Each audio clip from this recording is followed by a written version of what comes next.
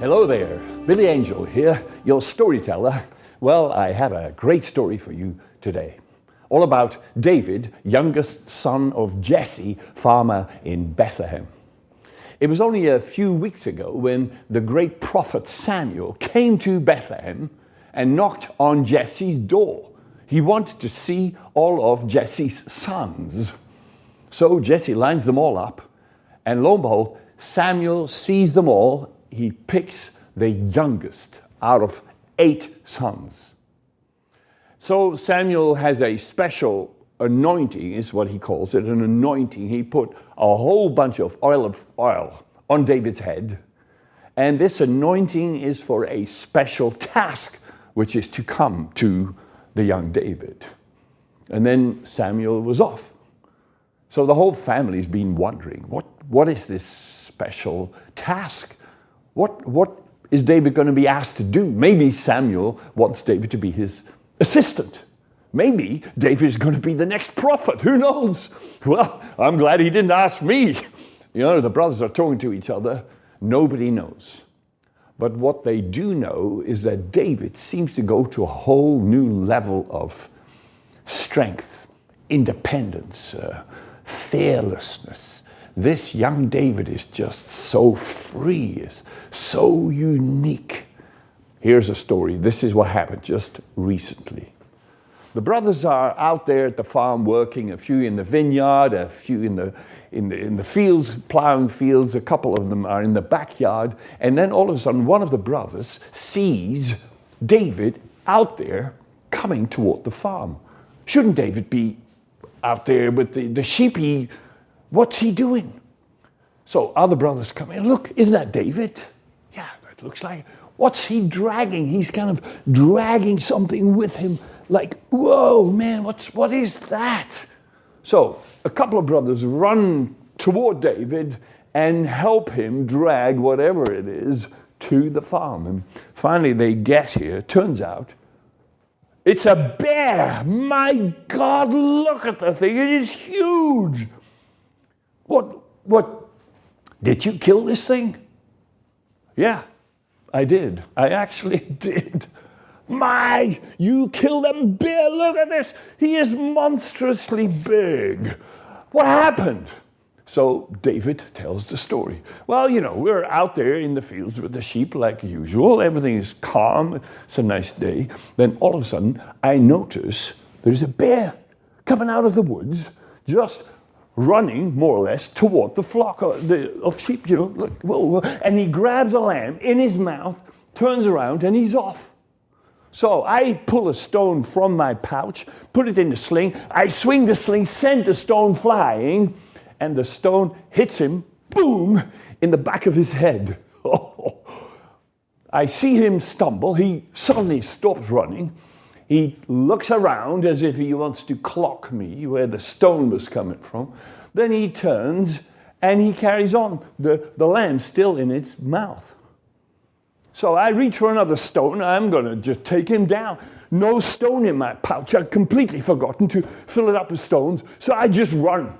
I run for the bear. And soon enough I overtake it. I take the club of my belt and I just hammer it on its head. Just one big hit on his head. Well, he dropped the lamb, he turns around, and now I'm going to be his supper. All of a sudden he is coming for me, you know. So he lifts up, he goes, you know, and he's, oh man, and he's down again, and he comes back up, whoa.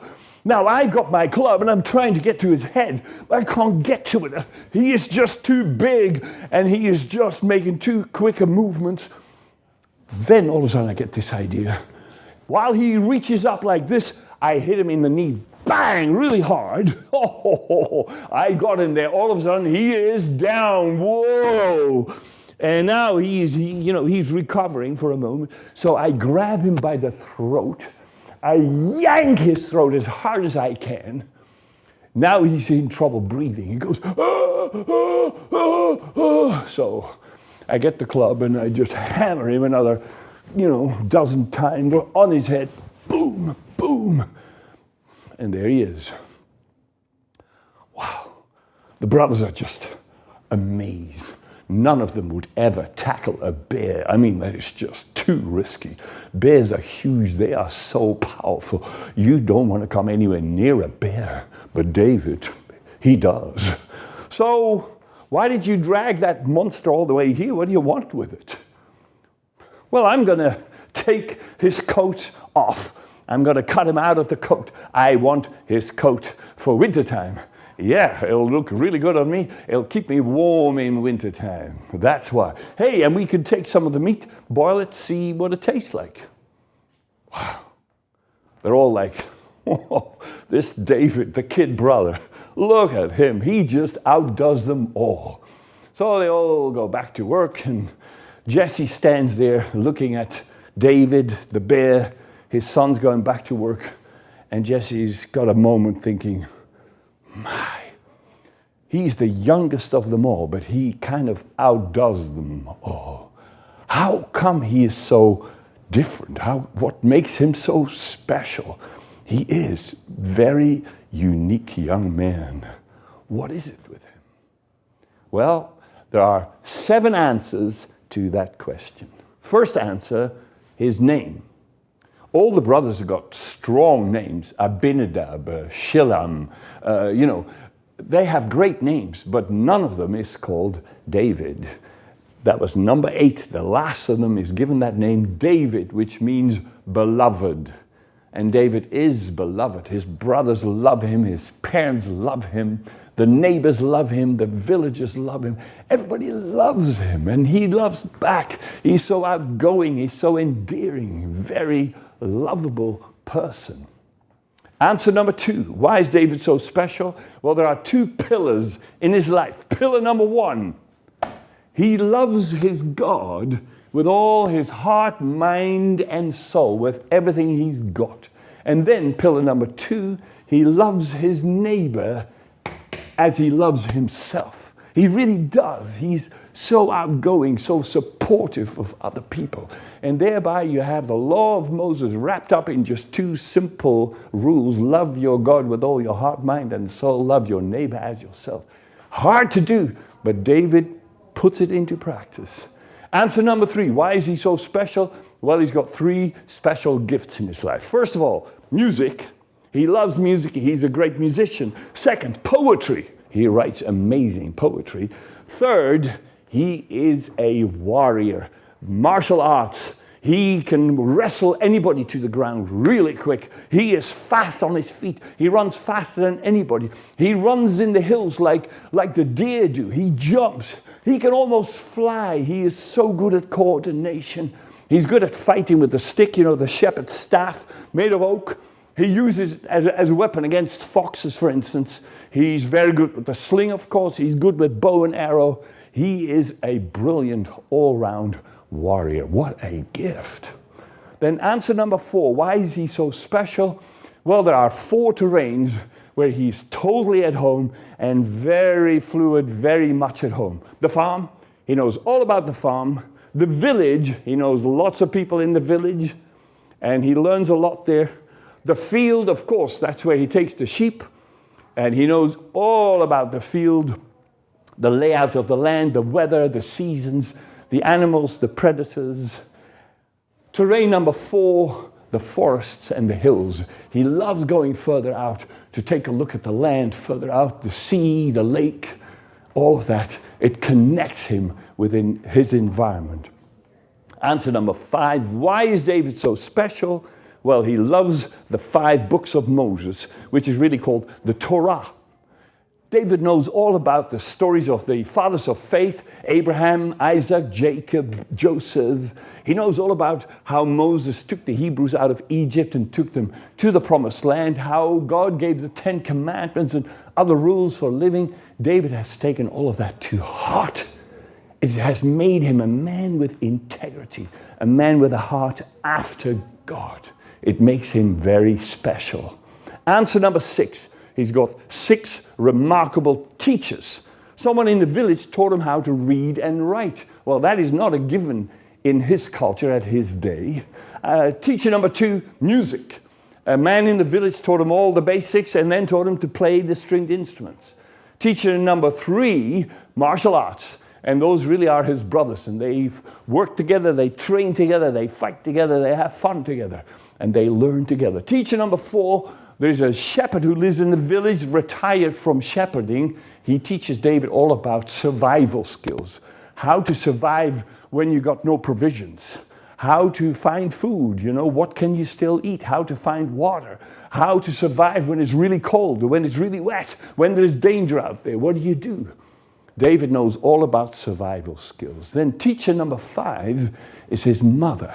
And she teaches him all about faith. How to put God's word to the test. How to actually believe God for his word and act on it. And then to see what happens.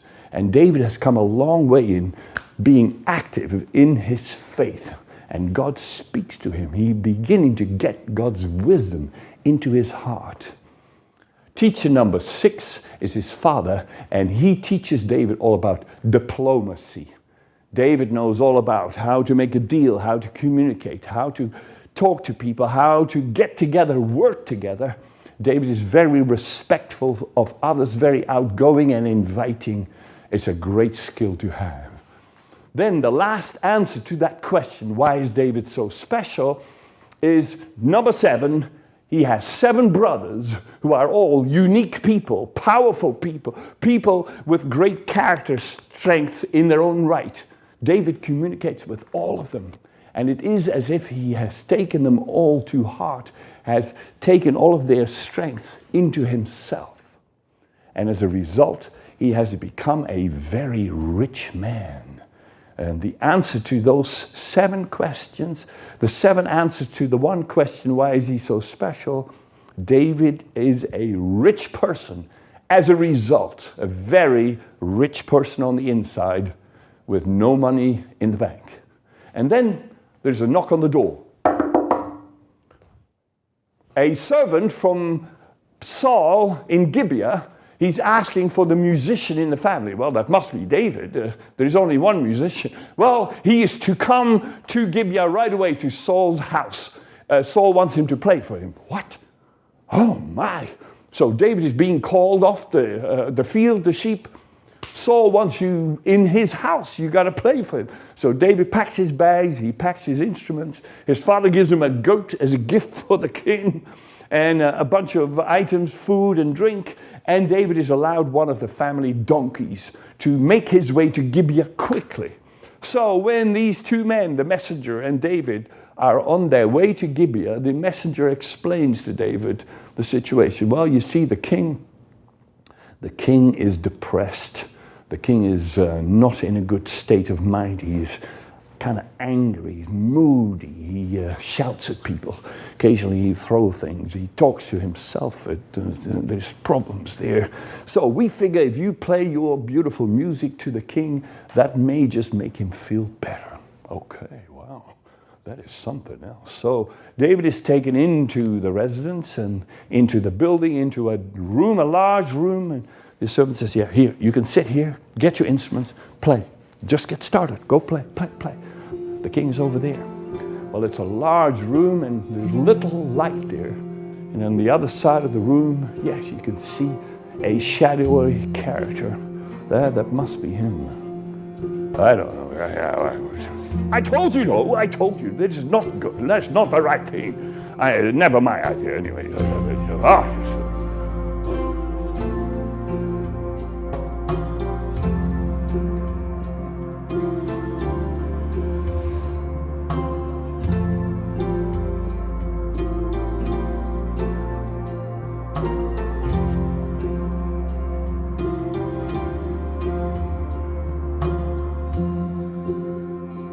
King actually falls asleep while David is playing.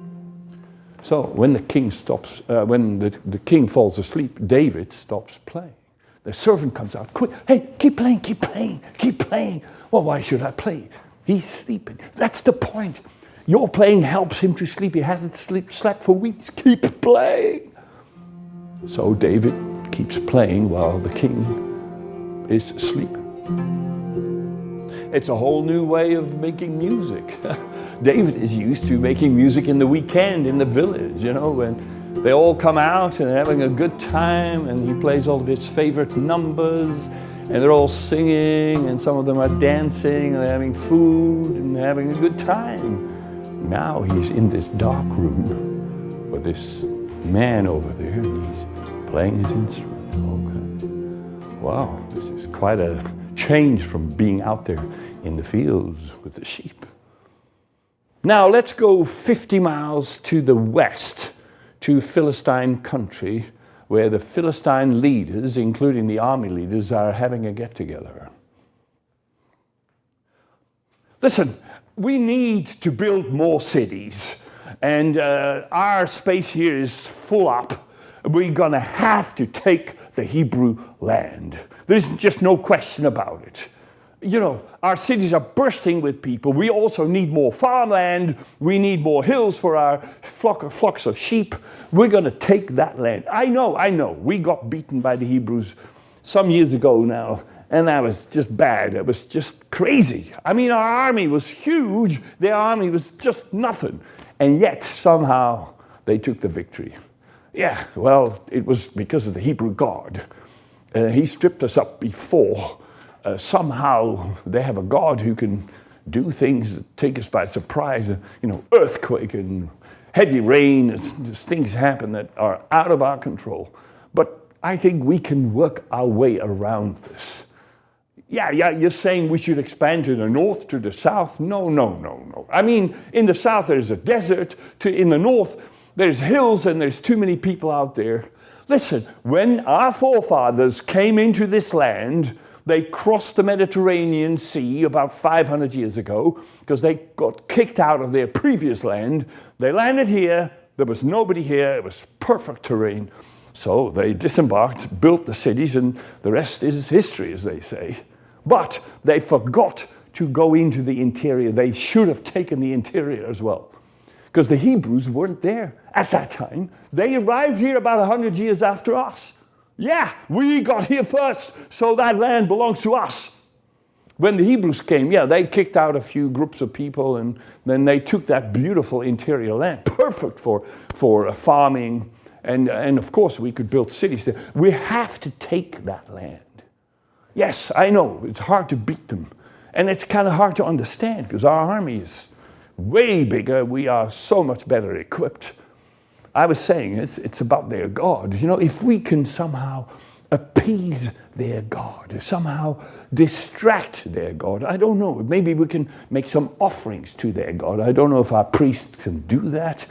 I don't know. Maybe we can bribe their God. If we can somehow distract him or allow him to go kind of take a little break or something. I don't know. But if the Hebrew God could just be taken out of this equation, we would destroy them in a day. We could just take them and we will annihilate them. So one thing is for sure, we must never offend the Hebrew God, okay? We can offend the Hebrews, they are just worms, and we're going to get rid of them, but not the Hebrew God. He is too powerful for us, okay? And so the Philistines are just weighing off their options and figuring a way forward, how they can beat the Hebrews. Now, at his residence in Gibeah, the king has cheered up a lot. Since David has been playing for him, a few weeks have gone by now. The king has relaxed. The king is now sleeping like normal again. He is meeting people. He's working on a few projects. He meets up with his army commanders. He's in a much better shape. The whole family and all staff are so happy. They love what David is doing. He is just the ticket for the moment. And so David plays, all the time. All of his numbers, whatever he knows, he's just playing it the whole time. You play nicely, young man. David, right? That is, wow. So when did you first learn about music? Sir, when I was 5 or 6, it all started off with the bamboo flute. You just cut a piece of bamboo, put some holes in it, and then you make a noise, and that's where it began. And then from there, we made flutes with other kinds of wood and make it sound even better. And then I was introduced to a musician in the village, and he taught me all about stringed instruments, especially the lute. Wow, that is just unique. Yeah, it's beautiful. The music you make is fabulous.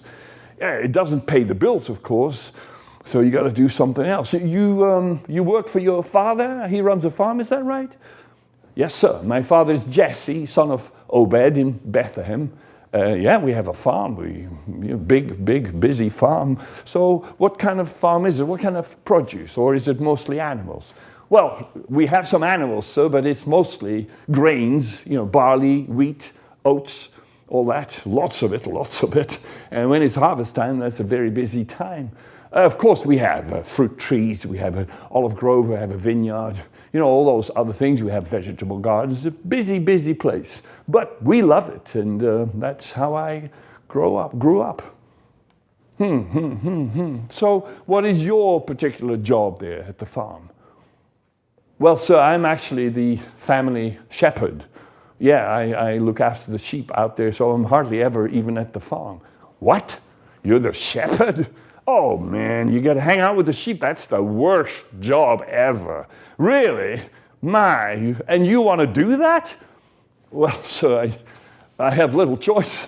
You see, none of my brothers liked the job. They all did it for a while, and then they pass it on to the younger brother, and the younger brother. I'm the youngest, so the job got stuck with me. I'm the family shepherd. But to be honest, sir, I've learned to enjoy being out there in the fields and the weather, the seasons, the trees, the wildlife. It's beautiful. The rivers, the wind, the smells, all of that. I've learned to appreciate it, and I don't mind being out there. That's interesting. So that is interesting. Okay. Well, it's nice talking to you, and I'm glad you're here. Your music is good. So keep playing, young man. Keep playing. So. Just a small question. I've been here now a number of weeks. The harvest is almost coming up, harvest time. Would you mind if I go home? Would you let me go home for a couple of weeks to help the family with the harvest? That'd be really good. No. You're here to work for me. I mean, you have a large family, lots of brothers, right? You tell me. They'll take care of it. No, you work here now. Sorry. Oh, sir. Would you, maybe I could just go home for one weekend just to see the folk. You see, we're a close-knit family. We care for each other. My parents are so keen to see me. It'd be great if you let me just a couple of days. Boy, you insist, don't you? You insist. You don't take no for an answer. Well, I'll think about it. So Saul, the king, is going to think about it. And a few weeks later, okay, David is told he can go home for the weekend. So David packs his bag, his instrument. He's delighted. He makes his way home. He arrives there at the farm in Bethlehem. Well, when the family see him, they're all like, David, oh, great to see you, and they all hug him, and they all want to hear and to know. So they put a big meal together and spent the whole evening round the table, as you do. Stories and more stories, and tell us about the resident, what kind of this and what kind of that. So the evening goes on. They have a wonderful time. And then at the end of the evening, it's time to go and sleep. So they're all kind of beginning to drift away. And then David's mother says, hey, David, come over here. I want to show you something. There's something unique over here. Come. David, I came across this in the cupboard the other day. Is that yours? Yes. Yeah, that is mine. Whoa. Yeah, that's my poetry. Whoa. You found that in the cupboard? That's amazing. Yeah, there is more, probably under my bed. If you would be happy, never walk with the wicked. What do you think? Wow, that is just, I didn't know you write poetry. So what's this poetry about, David? Yeah, that's a good question. What's this Well, this is the story. There's a little story there.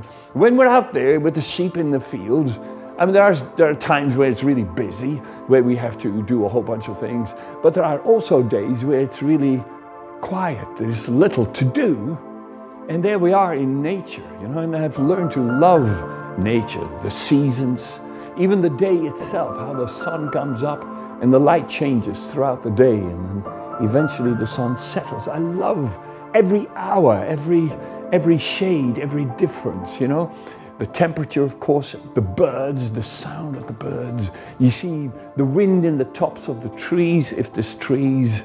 I just love being out there.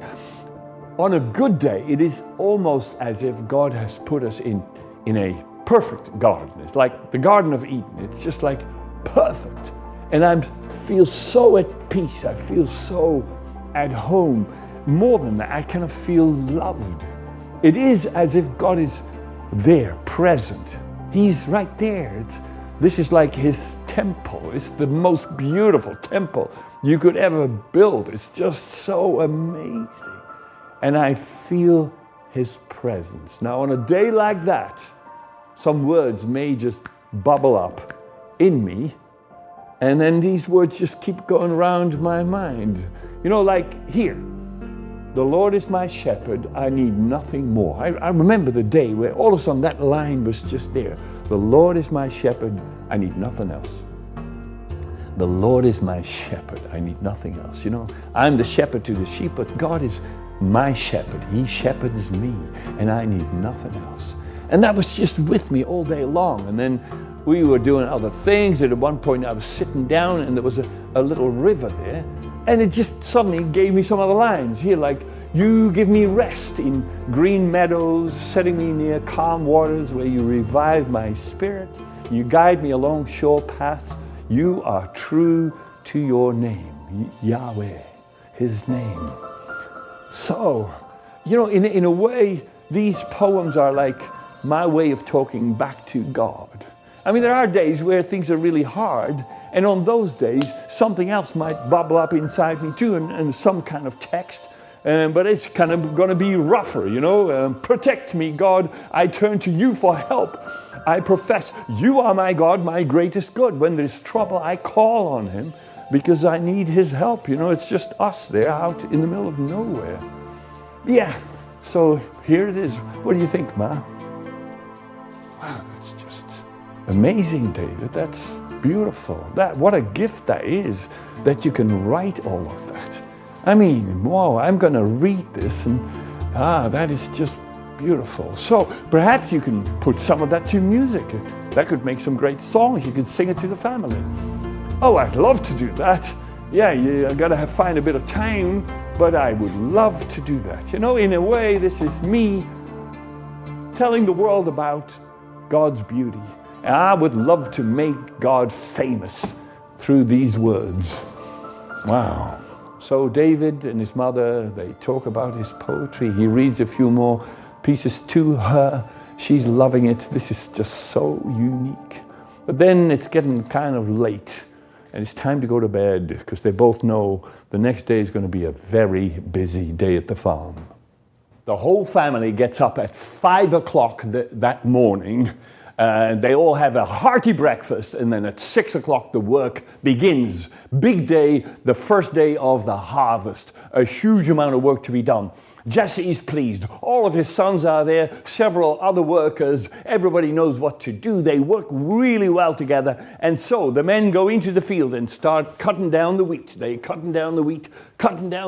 Others pick it up and bring it to the farm. It's a whole operation. This is going to go on for days. The weather is good. The harvest looks great. Jesse's pleased. For any farmer, it's crucial that the harvest is brought in full swing. That makes for a good year. If your harvest fails, I tell you, you're in trouble for the whole year. But things are looking good, and the hours go on, and then close to midday, all of a sudden, it happens. Messengers from the king arrive in town. The word goes out, all young men are to report to King Saul's army right away. Valley of Elah. Make your way to the Valley of Elah. There's going to be a battle with the Philistines. All young men to report right away. My God, no. Nobody leaves. Well, before Jesse knows it, his 3 eldest sons, Eliab, Abinadab, and Shammah, just walk away. They're on their way to Eli. They're going to sign up for King Saul's army.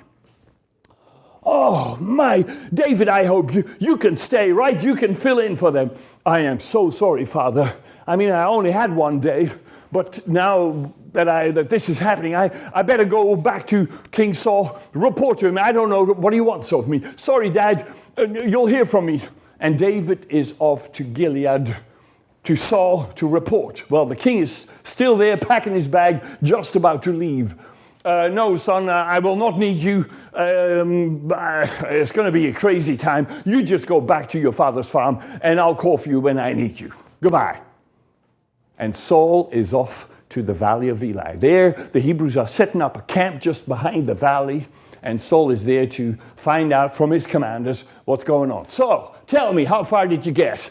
Well, sir, your standing army is on its way here. A couple of thousand soldiers are already here. The next 3,000 are coming too. Your chariots, your horses, and of course, lots of farmers, soldiers who will be the foot soldiers for the army. Well, how many? Well, still early days, sir, about 10,000 so far. So how many soldiers are there on the Philistine side? Well, sir, yeah, they have a big army, sir. There's, 35,000 and counting. But we will get there. We will get there. We're going to up our reward to the Hebrew young men. They'll come. Yeah, you better make sure our foot soldier army has got to be bigger than what the Philistines have. We have to win this war. We have to take them out once and for all. You understand me? Yes, sir. Yes, sir. Yes, sir. We're working on it. Oh, man. Saul is deeply frustrated. Those Philistines, they always trip me up. When was it? About 10 years ago, when these Philistines were fighting us. They came in with their army. Oh, man. It's awful. How did we even get out of it then? I think it was Samuel. He did something. No. I'm not going to invite Samuel. Oh, man. If only we could be rid of those Philistines. Saul is frustrated. What's he going to do? Well, back in Bethlehem, Jesse is pleased that David has returned, and in fact, he's there to stay. Well, that's great. He can count for 2. 3 brothers missing, but 2 have come back, as it were. And so the whole team is working closely together. David fits in right, and he knows how to work really hard. And over the next couple of weeks, they're going to bring in the harvest. It's all happening. He's happy. Just a few days later, the Philistines all of a sudden line up the side of the valley, their side of the valley, with their army. Their whole army comes out and lines up that side of the valley. Now, this is a large valley, could be like half a mile wide. And so when the Philistines are there, it's clear that the Hebrews have to do the same thing. If they didn't line up, the Philistines would find them in the camp and kill them there. So Saul orders out his army, and out they come. Oh, the Hebrews, they line up the other side of the valley. Well, as soon as they are there, it's clear the Hebrew army is a whole lot smaller than the Philistines, and they have weapons like you wouldn't believe it. The whole of the Philistine army is well armed, well trained. The Hebrews over here, mostly farmers. There is a standing army there, and there are a few horses and a few chariots. My. Saul is in big trouble. What are we going to do? This is not looking good. Then, a surprise. Something nobody has ever thought of. Suddenly, out of the Philistine army line walks a giant of a man. He just suddenly appears. He walks forward toward the Hebrew soldier. There he stands. This man is like twice the size of any other man. He is huge. He's got a helmet. He's got breastplates, shoulder plates. He's totally covered in armor. He's got a massive javelin. He's got a sword hanging on his belt. And then he's got a helper with a whole bunch of other weapons and a shield. Whoa, look at him. And then this man opens his mouth. Hey, you Hebrews! Why did you even bother coming out? We have twice as many as you. We are 10 times stronger. We will cut you to pieces in 1 hour. You will be annihilated by us. You can hear his voice echo. And then he goes, hey, this may be your lucky day. One of you can fight me. Bring out your champion. If your champion kills me, we shall be your servants. And he takes a bow. And all the Philistines are laughing. Ha, ha, ha, ha. But if I kill him, you will be our servant. Yeah. And all the Philistine army go, yeah, yeah. My, what to make of this? The whole of the Hebrew army stands and nobody moves. Nobody knows what to do. Now, Saul is on the sideline there, and he goes like, where's our champion? We got to bring out a champion. Well, the Hebrews don't have a champion like this. So, all of a sudden, this man just walks back to the Philistine line, and then the whole of the Philistine army retreats. They go back to their camp. Okay, so the Hebrews do the same. They retreat to their camp. Well, at least it's given Saul a little bit of time. We got to find ourselves a champion. We gotta have a man who can kill him. If we kill that idiot, we have a chance of winning this war. Yes, sir. Yes, sir. We are looking around. We'll send people all around the country, but I've never seen a man like this. Well, there's got to be someone. There's got to be someone. Get me someone to kill him. Okay, that's the word. Yeah, sure. Wow. There is no such man in any of the 12 tribes. Well, the following day, same procedure. The Philistines come out, they line up their army, so the Hebrews do the same thing. Out comes Goliath. We've now heard his name is Goliath. He's from the city of Gath. And there he comes, same thing, and he steps forward and starts shouting his abuse. Hey, you Philistines, you Hebrews, you bunch of dogs, you bunch of nitwits, you bunch of sheep, you bunch of cowards, where is your champion? Come and fight me, anybody. And then he even dares coming closer to the Hebrew line, and these Hebrews all go like, oh man, he is way too big for me. I mean, none of those Hebrews would ever dare fight this man. So Saul is embarrassed. This is just so embarrassing. How come nobody can fight him? This is just crazy. So at the end of that spectacle, the Philistines go back to their camp. The Hebrews go back to the camp. Well, Saul is out of his mind. This is just ridiculous. Somebody's got to fight this man. So then Jonathan, his eldest son, he says, well, Dad, I'll fight him. I'll fight him. Somebody's got to do it. I'll do it. Oh, no, absolutely not. I mean, he's twice your size. He's 4 times your weight. This man has got experience. He's killed scores of people. You can be sure of that. Oh, no, he would kill you in 2 minutes. So, who's there to fight the giant? And so the days go on. Every day the same spectacle. They line up. Goliath gives his stuff and then they all go back. And the trouble is, all these Hebrew soldiers, farmers really, they don't want to be here. They want to go home. They got to bring in the harvest. If we don't bring in the harvest now, it'll be rotting in the field. You know how important this is? Our whole existence depends on a good harvest. And it is there in the field. We got to just get there and bring it in. But they're stuck here with this army, with this crazy spectacle of being abused by this crazy Philistine. And Saul is just beside himself. He is just lost for words, lost for ideas. Ah, man. Maybe I should get Samuel to come here and sort us out somehow. Oh man, what are we going to do? This is just crazy. So, over here in Bethlehem, Jesse is pleased. His men have been working very hard. The brothers, David, all of them. And most of the harvest has come in and is looking good. He's a happy man. But he's also a worried father. Why haven't we had word? Why haven't we heard anything? A battle doesn't take weeks. They should be back by now. How come they're not here? What's going on? Then someone says, maybe we should send one of us over there to just find out.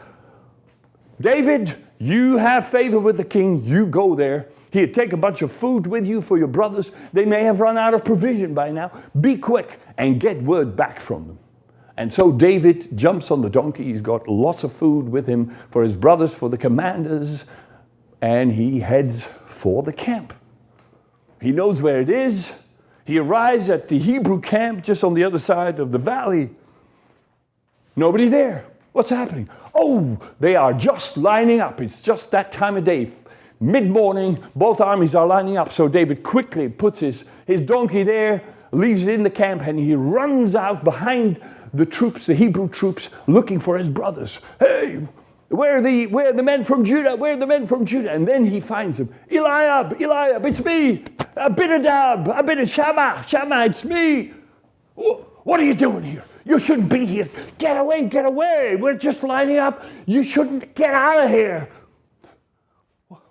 Why? Hey, well, what's going on? Why is it taking so? And in that moment, the giant steps forward. There he comes. He's doing his daily routine. It's almost like a comedy act, and the Philistines are laughing, and he is throwing his abuse at the Hebrews. You little dogs, you little worms. I'll eat you alive. Where's your champion? The whole thing. And David gets incensed.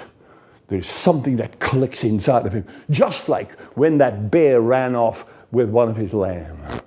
David clocks that Philistine and he goes, that is not acceptable. I'm going to take you out.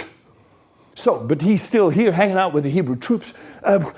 How come nobody's fighting this man? What's going on? Well, have you heard? Anybody who beats him, who kills him, the king is going to give him wealth, riches, his daughter. The family will never have to pay tax again. Hey, you want to be that man that kills him? You get to marry the king's daughter. Come on, how come nobody's fighting? Hey, Shammah, why don't you fight? You know how to kill him. Abinadab, kill him. You know how to do it. Get out of here. What are you messing up with? Just go back to your sheep, you little nitwit. We don't want you here. Get away. Well, if nobody wants to fight him, I will fight him. I'll kill him. I'll kill him today, this morning, right now. Well, as soon as King Saul hears about this thing going on, there's a man who wants to kill the giant. He calls this man to his tent. The armies have retreated back to their camps, and there's David speaking to the king. Oh, it is you, is it? What, and you think you can kill this giant? Come on now. Really? Sir, I told you I've killed foxes, hyenas, but I've also killed a bear. I've killed a lion. It makes no difference to me. Any animal that takes a sheep or a lamb from our flock, I go after it and kill it in the name of our God. And this man, I believe God will give him to me. I will kill him. He's an insult to us. He's an insult to God. I will deal with him. I believe God will give him to me. Wow, really? Why, that's news to me. All right, son, well, let's go for it. Let's go for it. Here, you put on my armor. Here, try it. So David puts on the king's armor. Well, it's just awkward. It's way too heavy. Oh, sorry, sir, but I can't move like this. I got to just do it my own way. You got to trust me. I know what I'm doing. Thank you. And so the armor goes off. David goes to the riverbed, collects a bunch of stones into his pouch. He's got his sling. He's got his shepherd's staff made of oak. And then the next morning, when both armies line up again, out comes Goliath. He's shouting his abuse. David appears out of the Hebrew line and just gently walks forward toward the giant and stands there. Well, Goliath is kind of taken aback for a moment. Hey, boy, Go back to your mother. David doesn't move. Nobody moves. What, do you think I'm a dog? You've come out with your stick, you're going to hit me with your stick?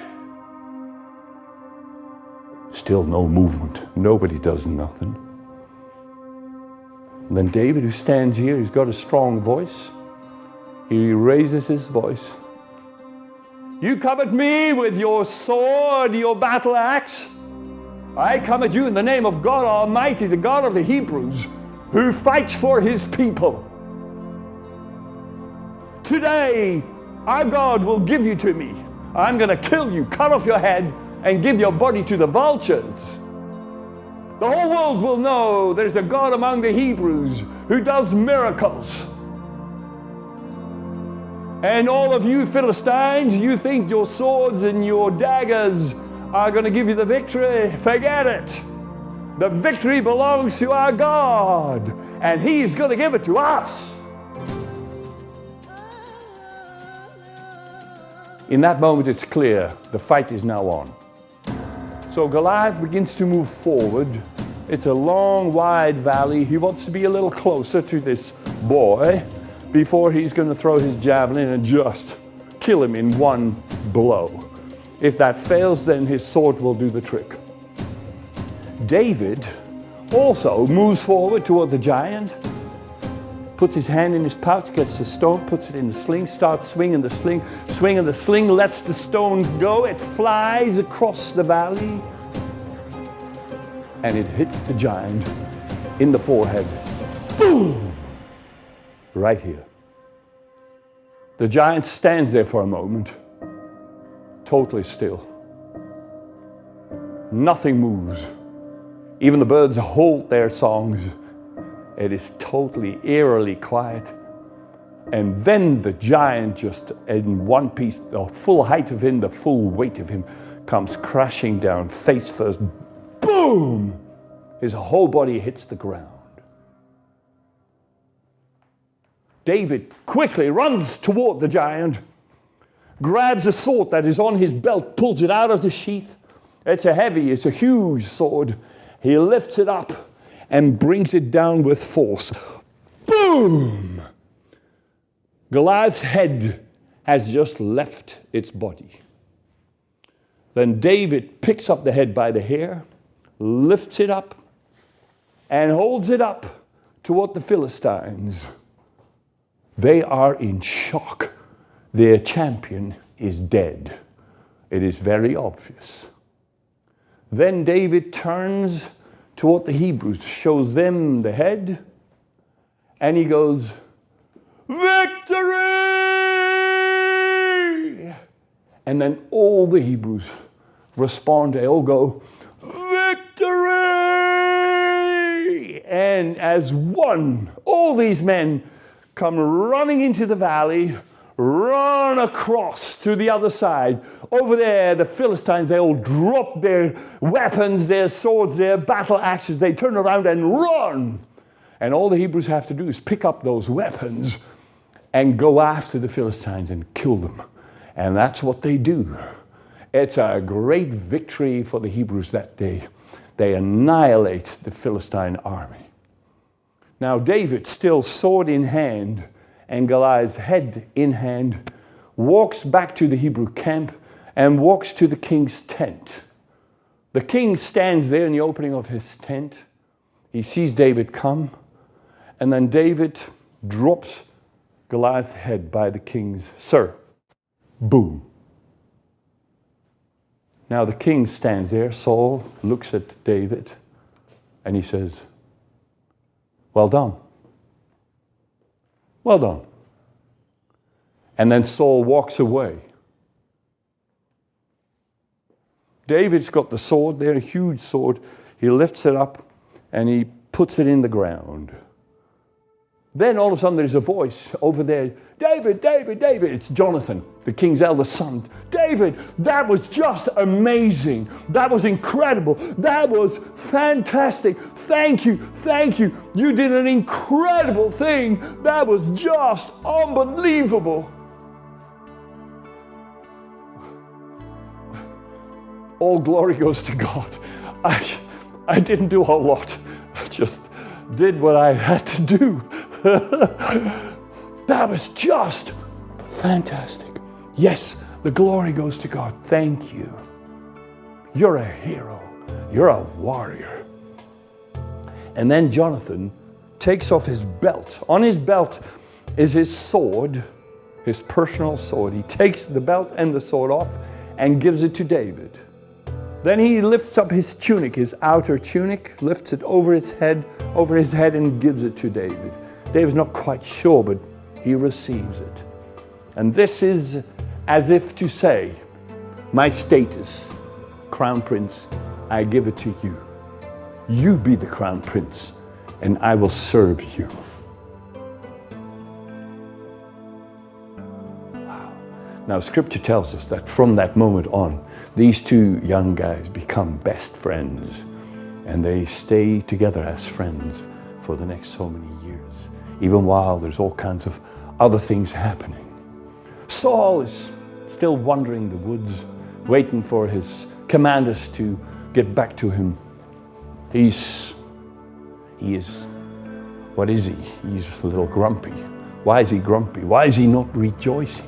He should be beside himself with joy. He should be dancing, leaping around with joy. No, he's holding on to his darkness, his reservations, his critique, his anger, his whatever it is. He's just seen how God has performed a miracle, a huge turnaround from a desperate situation to total victory. But he's holding on to something else. Well, that's going to produce some more trouble, and we'll find out next time.